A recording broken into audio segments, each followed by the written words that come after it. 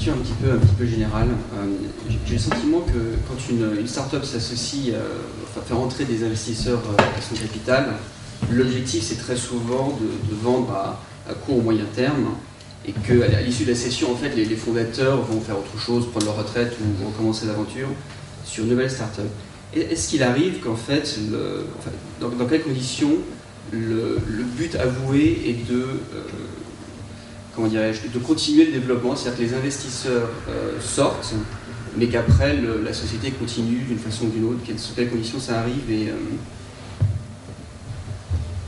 Le cas de figure le plus fréquent, c'est la cession qui est quand même le départ à plus ou moins long terme des fondateurs.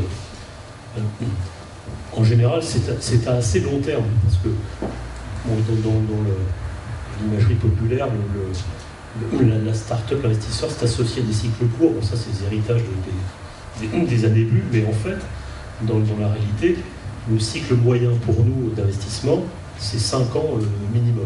Donc, sur les 170 sorties, la moyenne, on est à pas loin de 5 ans.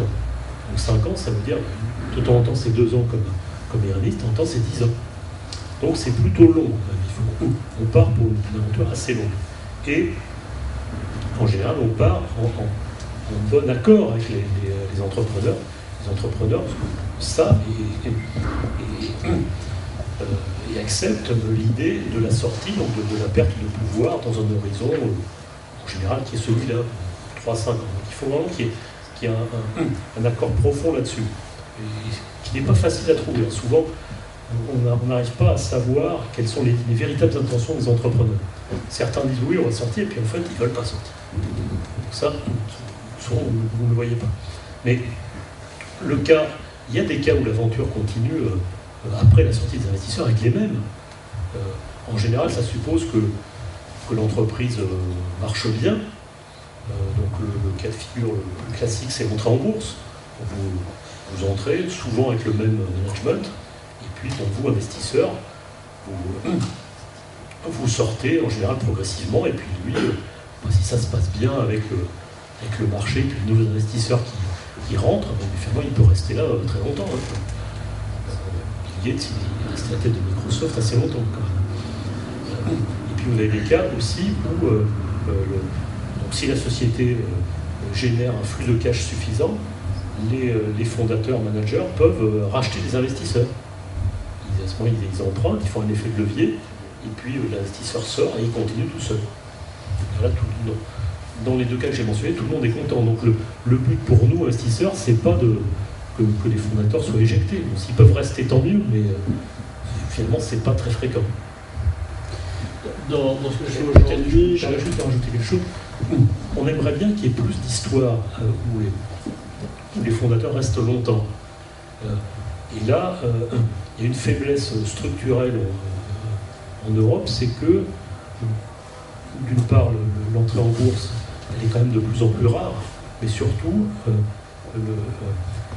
il y a un manque de sources de financement, de capital développement, pour pouvoir emmener l'entreprise le plus loin possible et que d'autres investisseurs prennent le relais de gens comme nous. Donc nous, aujourd'hui, on fait plutôt du capital risque, du capital développement, mais il y a des acteurs qui sont, vous les trouvez aux États-Unis, qui sont capables d'investir, je sais pas, des sommes comme 50 ou 100 millions de dollars pour du capital développement technologique. En Europe, ça n'existe pas. Bon. Si on avait un peu plus, je pense qu'on aurait plus de parcours et plus de construction d'entreprises de taille suffisante. On fait l'apologie aujourd'hui des ETI, des entreprises de taille intermédiaire. Donc c'est de mémoire, ça doit être entre 500 et 2500 salariés. On dit qu'il n'y en a pas assez. Il n'y en a pas assez parce que je pense que on a dit, il y a suffisamment d'entrepreneurs, mais vous manquez de relais de financement pour ces entreprises de croissance à des stades où le financement classique bancaire n'est pas opérant, pas suffisamment.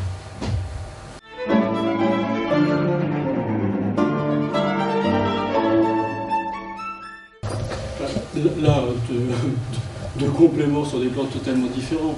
En tant qu'ex-manager d'une entreprise strictement internationale, active dans 170 pays, quand vous avez un ajustement à opérer, la France est quand même un point difficile. Donc objectivement, comment fabriquer une entreprise de taille intermédiaire quand la moindre discontinuité dans l'histoire se traduit par une catastrophe?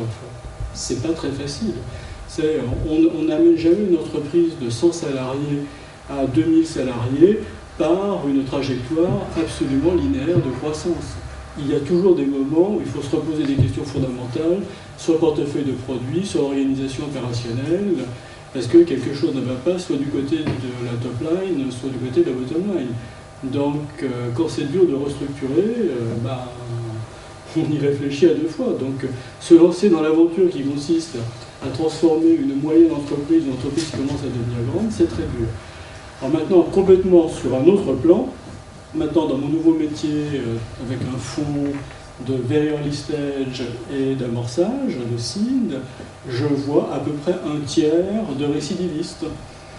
Donc des équipes dont un ou plusieurs membres ont déjà fait une, voire deux entreprises, parfois avec un assez beau succès, et plusieurs cas tout à fait intéressants, où le gars me dit, bon, j'étais arrivé à un certain point, une trentaine de salariés, ça commence à ressembler à une entreprise, et moi je ne suis pas un chef d'entreprise, je suis un entrepreneur, je sais monter un business, je sais avoir une idée, creuser mon idée, fédérer autour de moi quelques personnes pour lui donner une forme, mais quand ça devient embaucher des vendeurs, organiser un support technique, un, je ne le fais pas bien, deux, ça ne m'amuse pas du tout. Et donc c'est le moment où j'ai préféré repasser le business à un de mes associés ou un manager venant de l'extérieur, et je me remets sur un autre projet. Et ça, ce sont des cycles extrêmement sains, en fait. Et au passage, c'est un autre témoignage, après celui que mes deux ex-associés et toujours amis ont donné, beaucoup de réalisme quant à l'appréciation du point qu'ils avaient atteint. Il y a des moments où on se dit je ne suis plus tout à fait l'homme ou la femme de la situation, et je préfère que l'entreprise vive sa vie sans moi, ou moi avec un rôle différent. Là aussi, j'ai quelques exemples d'entrepreneurs. Il y en a un d'ailleurs, j'aurais bien aimé investir dans sa boîte, mais ça ne se fera pas parce qu'il n'a plus besoin d'argent.